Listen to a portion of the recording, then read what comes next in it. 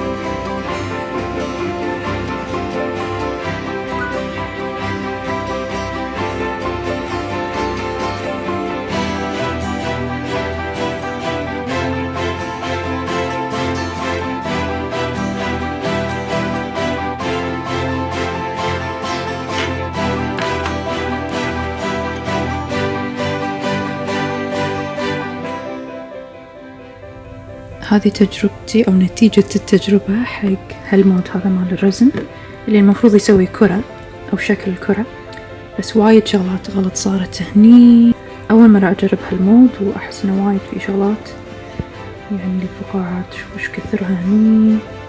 المود نفسه ما تسكر عدل، فوايد من الرزن طلع لي برا، بس يعني تجربة تعلمت منها كم شغلة. راح أغير نوع الرزن اللي استخدمته، ما راح استخدم هذا لأنه وايد فيه ببلز، مع أني استخدمت الجهاز اللي يشيل الفقاعات من الرزن، بس ستيل. بس حلوة فكرة الكرة نفسها.